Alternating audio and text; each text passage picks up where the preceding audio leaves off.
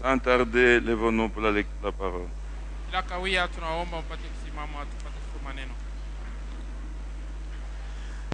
Nous lisons 1 Timothée. Nous lisons 1 Timothée chapitre 3 verset 16.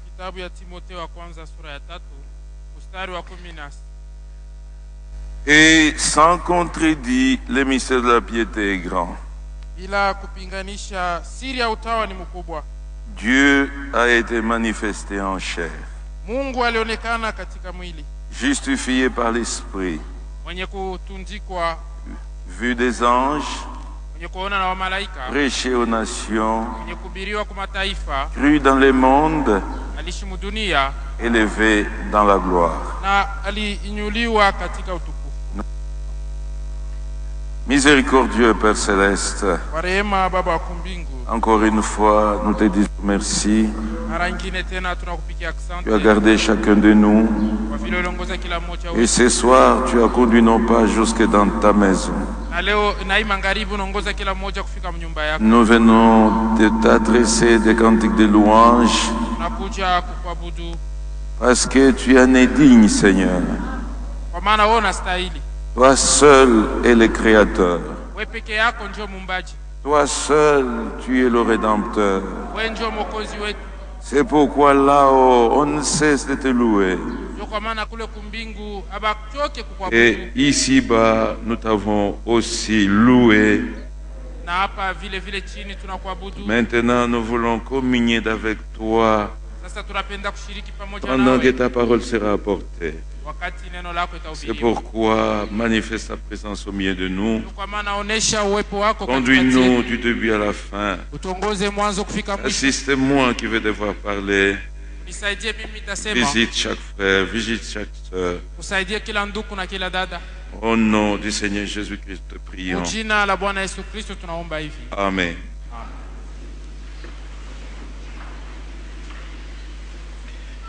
Depuis hier, nous parlons sur la triple nature de Christ. Il est l'Esprit, il est la parole, il est aussi un homme. En tant qu'Esprit, Dieu ne nous sauve pas. En tant que parole, Dieu ne nous sauve pas. La parole nous donne la foi en celui qui sauve et qui sauve, Jésus-Christ homme. Et quand réellement vous êtes sauvé et que vous êtes un enfant obéissant, le Saint-Esprit vient sceller votre foi. Amen. Et nous avons vu encore hier, et Jésus-Christ homme, il a aussi une triple nature. Il est celui qui était, qui est et qui vient. Qui était-il? Il était prophète. Il était aigle. Amen. Et il a exercé ce ministère pendant 3 ans et demi. Et quand il a terminé, le même est devenu agneau. Celui qui était aigle est devenu agneau. Après la Pâque, après avoir mangé la Pâque avec ses disciples, il est descendu directement en Gethsémane. Et là, il pouvait prier pour se fortifier. C'est alors que l'ange s'avance et lui donne la coupe. Une première fois, c'était très fort C'était plus fort que lui. C'est pourquoi il a encore beaucoup prié. L'ange est revenu une deuxième fois avec la coupe.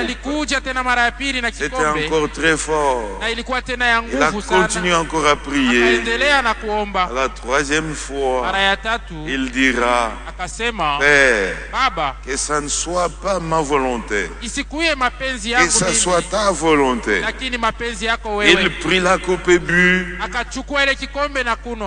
C'était la coupe qui contenait tous les péchés de l'humanité. Mes péchés étaient là. Vos péchés étaient là. Tout ce que nous avons commis comme péché était dans cette coupe. Et quand il a bu ça, la Bible enseigne, lui qui n'avait jamais péché, lui qui n'avait jamais connu de péché dans sa vie, et même pas une seule fois la fraude a été trouvée dans sa bouche, il est devenu tout entier péché. Amen. Afin que le péché soit mené au bois du Calvaire. Que le péché soit crucifié. Afin que le péché perde tout son pouvoir. Afin que quiconque croira en lui ne périsse point, mais qu'il ait la vie éternelle. Amen. Depuis Gethsémane, il n'était plus aigle, il était agneau. Et même quand on l'a arrêté, la Bible dit, ça sera un agneau muet. Il n'a point ouvert la bouche. On l'a amené chez Anne, on l'a amené chez Caïphe, finalement chez Ponce Pilate, et même chez Ponce Pilate, Pilate l'a même supplié. Et on t'accuse de beaucoup de choses. Parle quand même.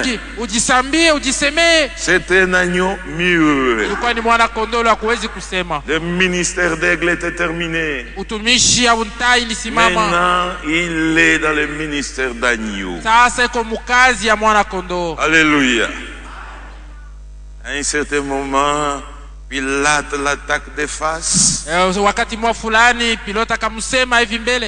On dit que tu es le roi des Juifs. Là, il répond, tu l'as dit. Ce n'est pas lui, c'est Pilate. Tu l'as dit. Mais je vais calmer ta crainte. Mon royaume n'est pas d'ici-bas. Pour qu'il y ait un conflit entre toi et moi. Mon royaume est d'en haut. Tu l'as dit. Lui était un agneau muet. On a mené à la boucherie. Amen.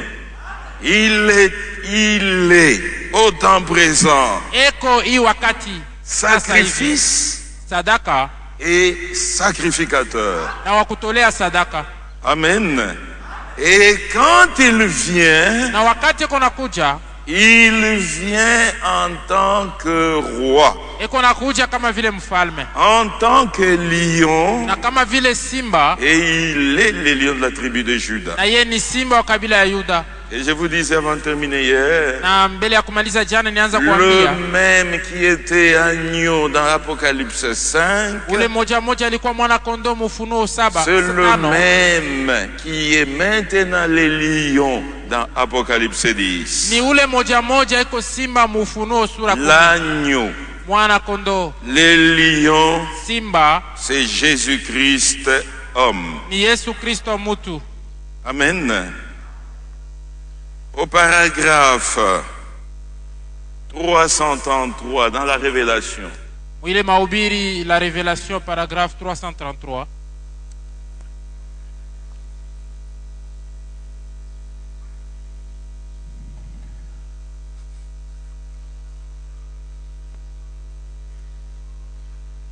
Très important.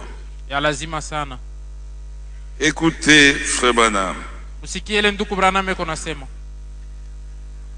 Il était le fils de l'homme, un prophète. Il était fils de l'homme, sacrifice et sacrificateur.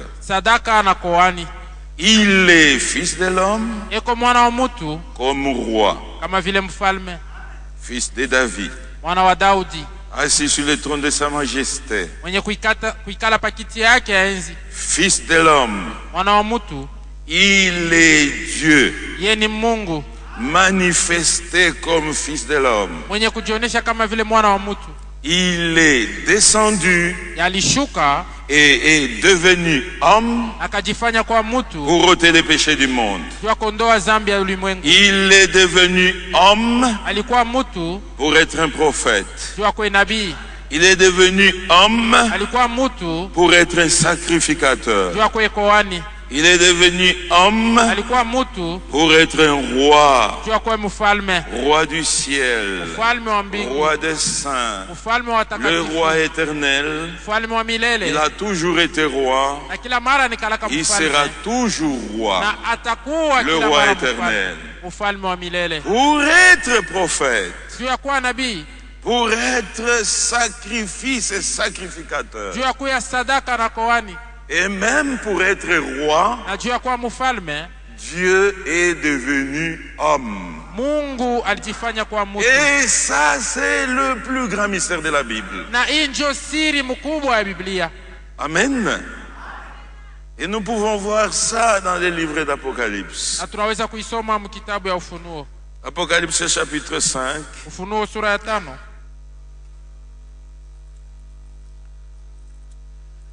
Commençons la lecture au premier verset. Oui, j'ai vu dans la main droite de celui qui était assis sur le trône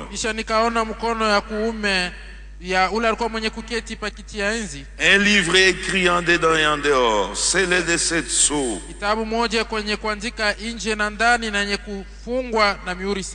Et j'ai vu un ange puissant qui criait d'une voix forte, qui est digne d'ouvrir les livres et d'en rompre les sceaux. Personne dans le ciel, ni sur la terre, ni sous la terre, ne put ouvrir les livres ni les regarder. Et je pleurais beaucoup, de ce que personne ne fut trouvé digne d'ouvrir les livres ni de les regarder. Et l'un des veillards me dit, ne pleure point. Voici les lions de la tribu de Juda, le rejeton de David, a vaincu pour ouvrir les livres et ces 7 sceaux. Et j'ai vu au milieu du trône, au milieu des 4 êtres vivants, et au milieu des vieillards, un agneau qui était là comme immolé. Il avait 7 cornes et 7 yeux, qui sont les 7 esprits de Dieu envoyés par toute la terre. Il vint, il prit le livre de la main droite de celui qui était assis sur le trône. Quand tu lui pris le livre, le 4 êtres vivants, le 24 vieillards se prosternèrent devant l'agneau, tenant chacun une harpe et des coupes d'or remplies de parfums. Ils sont les prières des saints.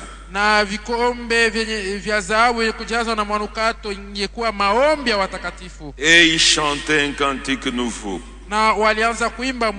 en disant, tu es digne de prendre les livres et d'en ouvrir le sceau, car tu as été immolé et tu as racheté pour Dieu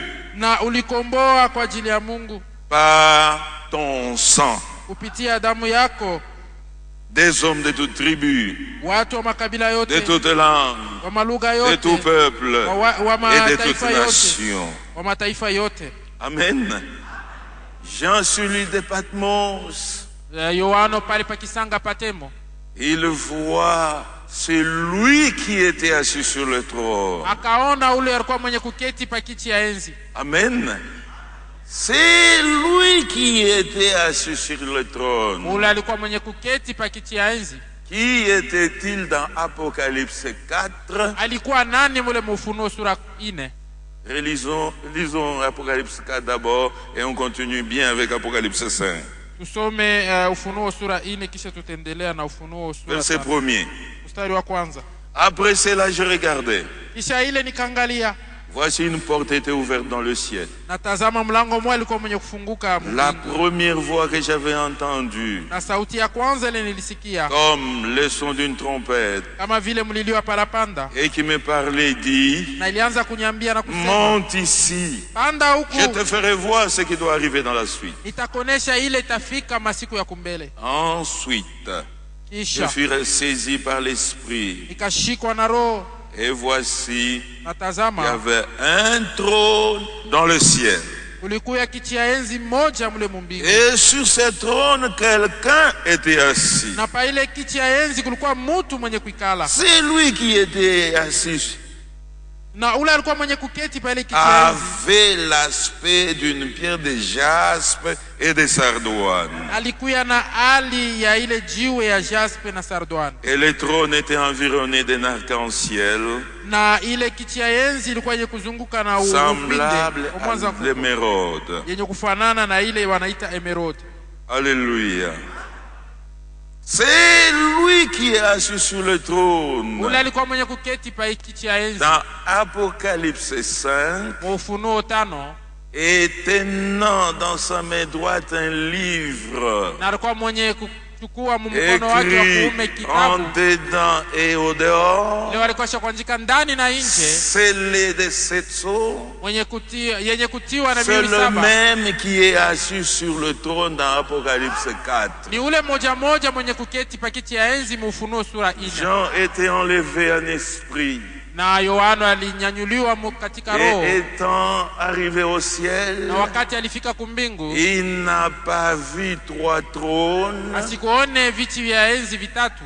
Un trône où siège le Père, Kiti kimoya pale peko Baba, un deuxième trône où siège le Fils, cha pili pale peko Mwana, un troisième trône où siège le na Saint-Esprit. kiti ya tatu pale panaketi Roho Mtakatifu. Non, Hapana, il n'y avait qu'un seul trône, kulikuwa kiti cha enzi et kimoja sur tu. ce trône, Na yule ya ile kiti quelqu'un, alikuwa mtu, une seule personne mtu moja tu était assise sur le trône. alikuwa mwenye kuketi pa ile kiti. Amen. Il n'y a qu'une seule personne en Dieu. Uko tu mtu mmoja ndani ya Mungu. Alléluia. Et Na Jean le regardait. Yohana alianza kumwangalia.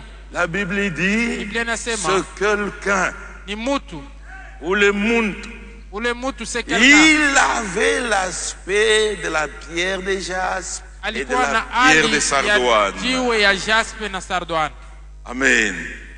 Qu'est-ce que ça signifie? Maana yake nini? Frère Branham explique. Ndugu Branham anafasilia. Il dit sur le pectoral d'Aaron, Eko nasema pale pa kifua ya Aaron il y avait 12 pierres palikuwa mawe qui 12 représentaient les 12 tribus na d'Israël. ilianza kuonesha makabila 12 ya Ce Israeli. qu'on appelait aussi l'Urim et le Tumim. Na ile walianza kuita Urim Tumim. Quand quelqu'un prophétisait, Wakati mtu anaanza quand kutabiri, quelqu'un avait un son, wakati mtu alipokea ndoto, pour certifier cette prophétie ou ces songes, juu ya kuhakikisha ile ndoto au ile on unabii, l'amenait devant ce pectoral d'Aaron, baraanza kumupeleka mbele ya ile mawe ilikuwa pa kifua ya Aaron, devant l'Urim Tumim. mbele ya ile Urim Tumim. Et il devait reprendre sa prophétie, Na alipasha kusemulula ile unabii yake, montrer son songe. au kusema juu ya ile ndoto Si yake. les pierres ne brillaient pas, Kama ile mawe ayangale, Ça veut dire ces songes ou cette prophétie ne venait pas de Dieu. Mais si les pierres donnaient leur lumière, là c'est Dieu qui avait parlé. Donc il y avait 12 pierres sur le pectoral d'Aaron. Et chaque pierre représentait une tribu d'Israël. Le jaspe, suivez bien. Le jaspe représentait la tribu de Ruben. Et Ruben était le premier-né de Jacob. Et la pierre de Sardoine représentait la tribu de Benjamin. Et Benjamin était le dernier-né de Jacob. Amen. Frère Branham dit, ce quelqu'un qui était assis sur le trône dans Apocalypse 4, qui avait l'aspect de jaspe et de sardoine. Ce quelqu'un était le premier et le dernier. Parce que Ruben c'était le premier-né de Jacob. Et Benjamin était le dernier-né de Jacob. En d'autres termes, c'est lui qui était assis sur le trône. C'est Jéhovah. L'alpha et l'oméga. Amen. Et quand nous allons au verset 9, on l'adorait. 9. Quand les êtres vivants rendent gloire, honneur et action de grâce à celui qui est assis sur le trône, à celui qui vit au siècle des siècles. Les 24 vieillards se prosternent devant celui qui est assis sur le trône. Ils s'adorent, c'est lui qui vit au siècle des siècles. Ils jettent leur couronne devant le trône en disant, tu es digne, notre Seigneur et notre Dieu, de recevoir la gloire, l'honneur et la puissance. Car tu as créé toutes choses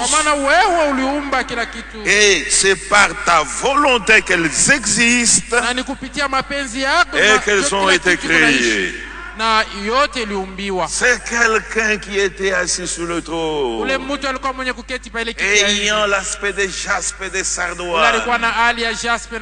Il signifie, c'est lui qui était le premier et le dernier, l'alpha et l'oméga, le 4 êtres vivants, le 24 veillards. Tous l'adoraient. Et dans Apocalypse 4, il l'adorait en tant que créateur. Amen. Tu es digne, tu es digne. Mais arrivé maintenant dans Apocalypse 5 que nous avons lu, j'enlève ses yeux. Il voit dans la main droite de celui qui était assis sur le trône, dans la main droite du Créateur, un livre, le livre de la rédemption. Amen. Une voix crie, qui est digne de s'avancer, de prendre les livres, d'en rompre les sceaux. Personne ne fut trouvé au ciel. Jéhovah était là. Les 4 êtres vivants étaient là. Les 24 veillards, les anges. Michael était là, Mikaeli alikuwa pale, Gabrieli. La Bible dit personne ne fut trouvé au ciel. Lakini Biblia inasema kumbingwa kuna mtu alistahili. On ne cherchait pas qui est saint. Hawakwanza kutafuta yule alikuwa mtakatifu. Non. Hapana. Dieu, il est saint, saint, saint, saint. Mungu ni mtakatifu, mtakatifu sana. Malgré sa sainteté, il ne pouvait hata pas vile mtakatifu yake hakuwezi kutokoa. Il ne pouvait pas nous sauver. Hakuwezi kutokoa. Les anges, aucun d'entre eux ne pouvait payer le prix de notre rachat. Hakuna hata mmoja katikati ya malaika alikuwa na uwezo wa kulipa ile. Alléluia. Frère Branham a toujours dit, les anges ne sont pas nos frères. Ils ont une autre nature. Amen. Et selon la loi du rachat, comme Adam ne pouvait pas se racheter lui-même, il lui restait la deuxième possibilité. Il fallait qu'il ait un proche parent. Amen. Et quand personne ne fut trouvé, on vient sur la terre. Adam avait déjà souillé son sang. Et toute sa postérité avait un sang souillé. Amen. Et personne ne fut trouvé sur la terre. Et là, Frère Branham commente, dit le pape était là. Le pape ne peut jamais sauver qui que ce soit. Tous les cardinaux étaient là. Tous les pasteurs étaient là. Tous les grands prédicateurs étaient là. Et il n'y a aucun pasteur qui sauve. Je ne peux pas vous sauver. Sur la terre, personne ne fut trouvé. C'est alors que Jean commence à pleurer. Il pleure amèrement. Parce que lui-même d'abord il se voyait perdu pour toujours. Et il voyait toute la race humaine perdue pour toujours. C'est pourquoi il avait fondu en larmes.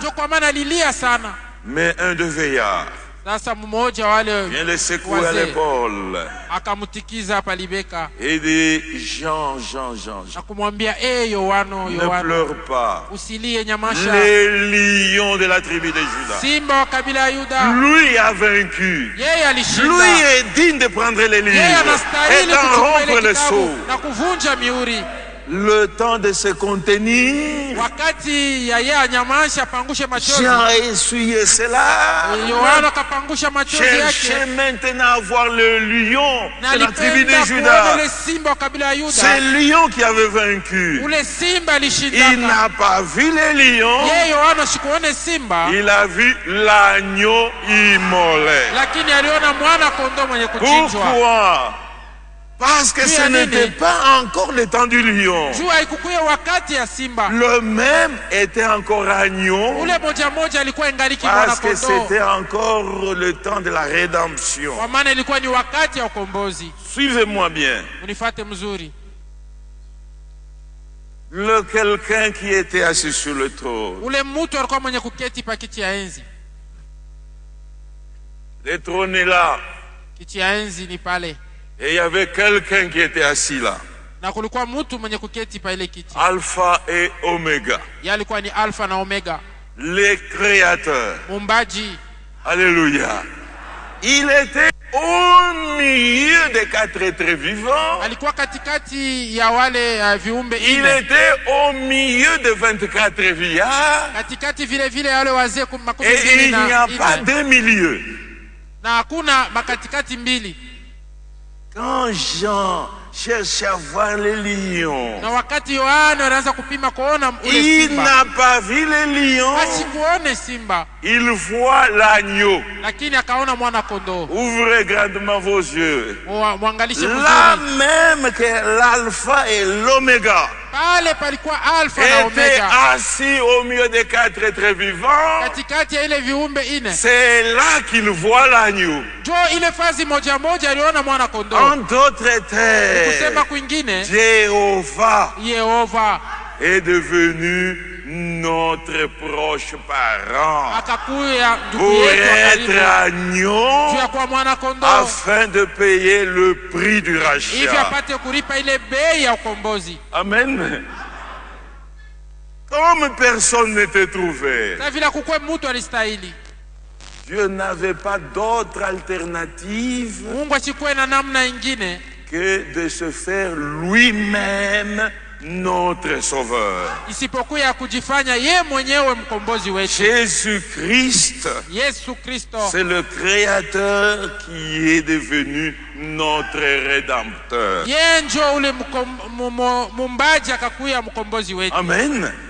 Et quand Jean le voit Na wakati Yohana alimuona en train de saigner, eko na vuya damu, son sang en train de couler, damu yake kuna mwangika, il a vu le quatre êtres vivants, aliona vile viumbe il a vu ine, les 24 vieillards aliona wale wazee 24 enlever leur couronne, weko natosha tous mataji se yabo, prosterner devant wote l'agneau. pamoja weko na inama mbele ya mwana kondoo, Et tous ont chanté un cantique nouveau. na wote walimba nyimbo Ça mpya. veut dire c'est un cantique qui n'avait jamais été chanté. Na alisema ni nyimbo ile walikuwa bayaimbaka kama Amen.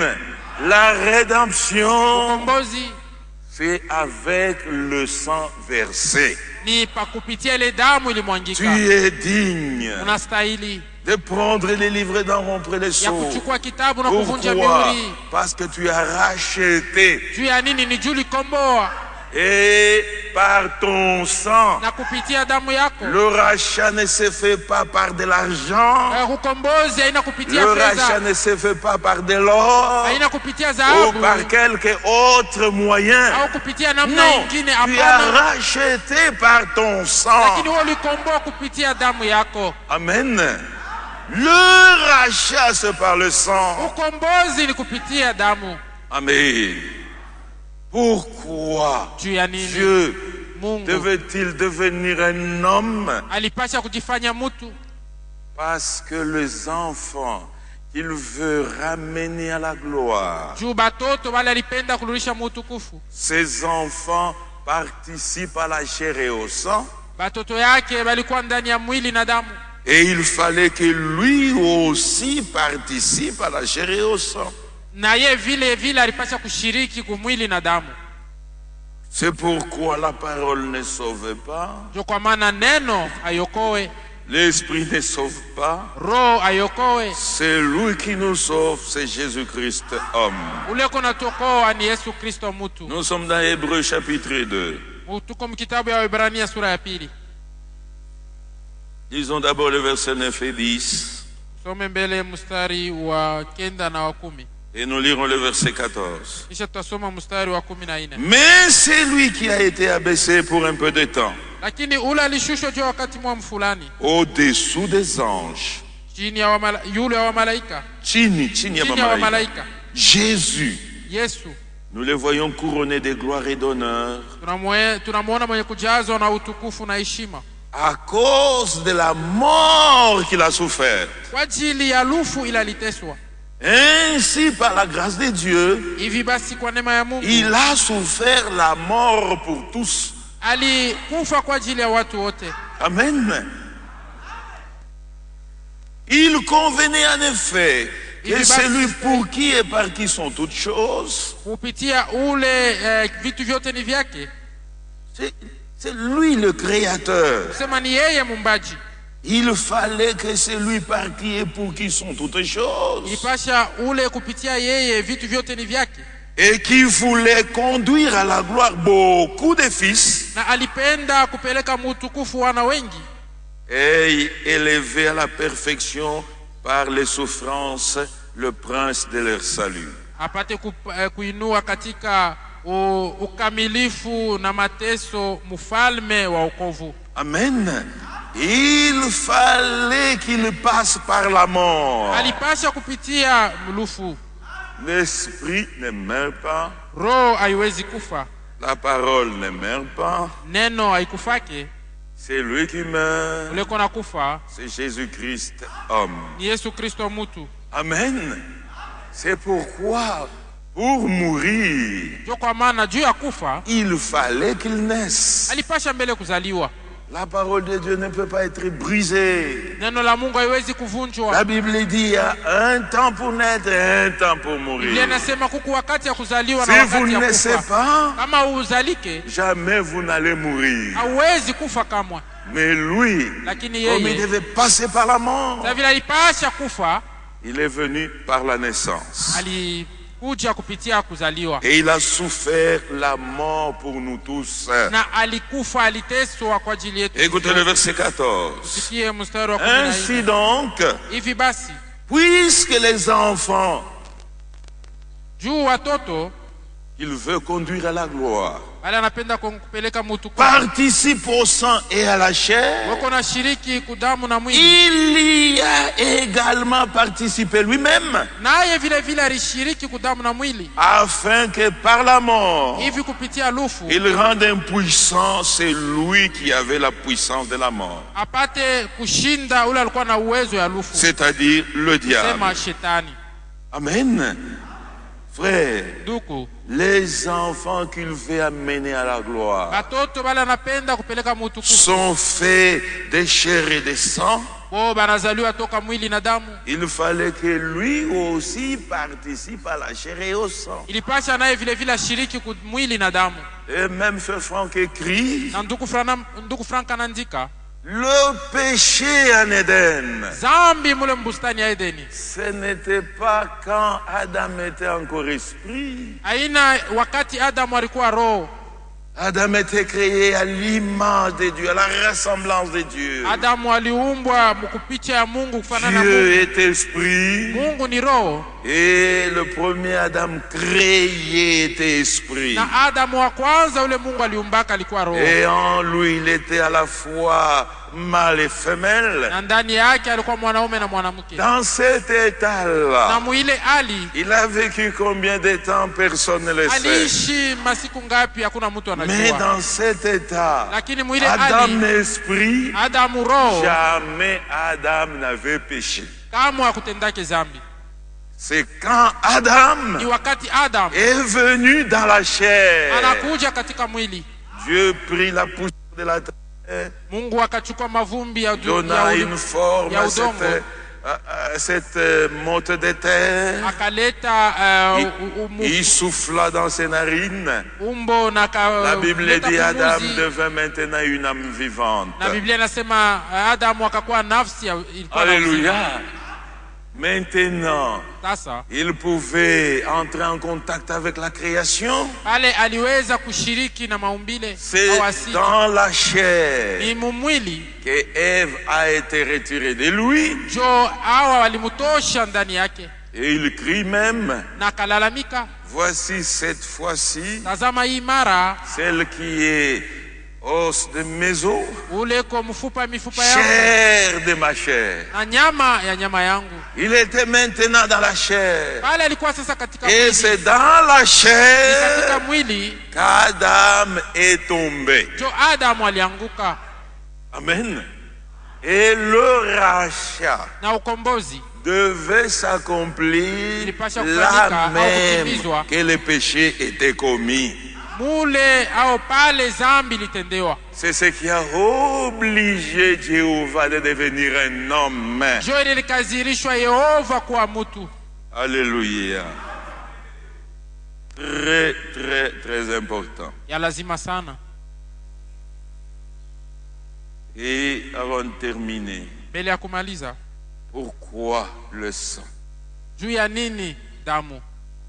Sur ces sujets, on pourrait faire même 1 mois, 2 mois. Kuhusu hii tungwa mahubiri tunaweza kuhubiri kadiri ya mwezi mzima wa Pourquoi mahubiri. le sang? Juu ya nini damu? À la maison, lisez Genèse chapitre 9. Kunyumba musome Mwanzo sura 19. À la sortie de l'arche, Kule wakati sanduku ilitoka, wakati ya kutoka msafina, wakati ya kutoka msafina, c'est alors l'ordre était donné à Noé. jo pale agizo lileta kwa Noa. Il dit maintenant vous pouvez manger la viande. Ya kama sasa mnaweza kula nyama. Avant, les hommes étaient végétariens. Mbele ya ile wakati watu walianza kula tu majani. Ils mangeaient l'herbe des champs, ils mangeaient les fruits. Walianza kula matunda na majani. Mais là maintenant, Lakini ni pale Dieu dit tu pourras manger de la viande. Mungu akamwambia unaweza kula nyama. C'est pourquoi l'homme sera un sujet d'effroi pour toutes les bêtes. Nyama ataanza mtu ataanza kuongopesha banyama na bandeke. Voilà. Alléluia. Mais quand tu attrapes une bête, vous devez l'égorger.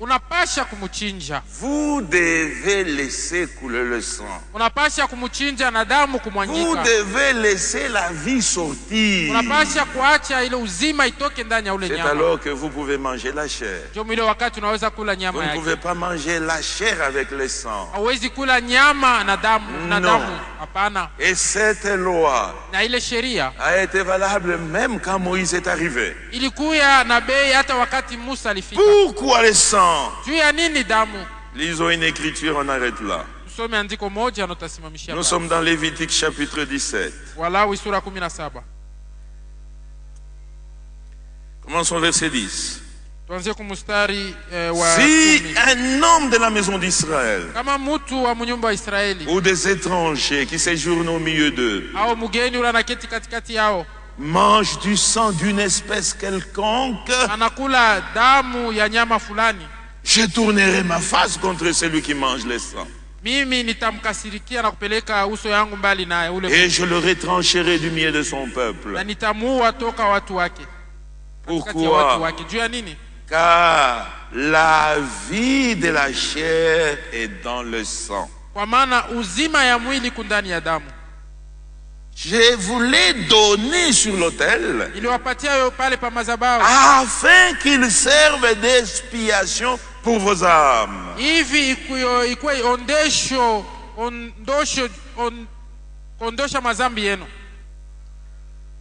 Car c'est par la vie que le sang fait l'expiation.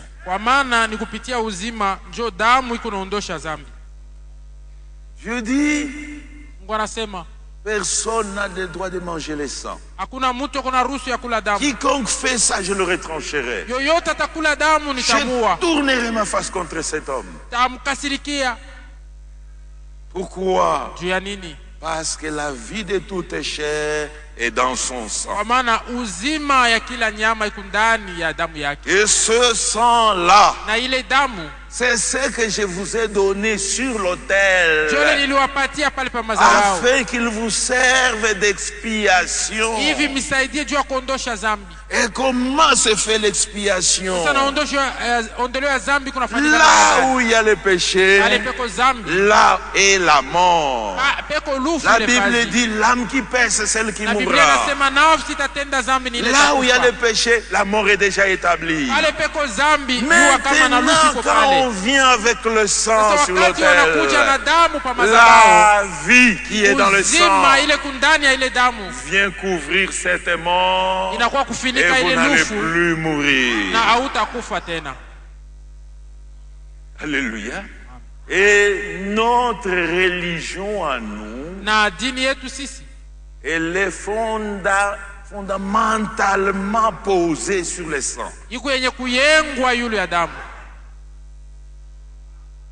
Nous continuons demain. Pour ce soir, que Dieu vous bénisse. Inclinons nos temps. La puissance, il y a un cantique, un vieux cantique qu'on chantait. La puissance est dans le sang. Ah! Alléluia.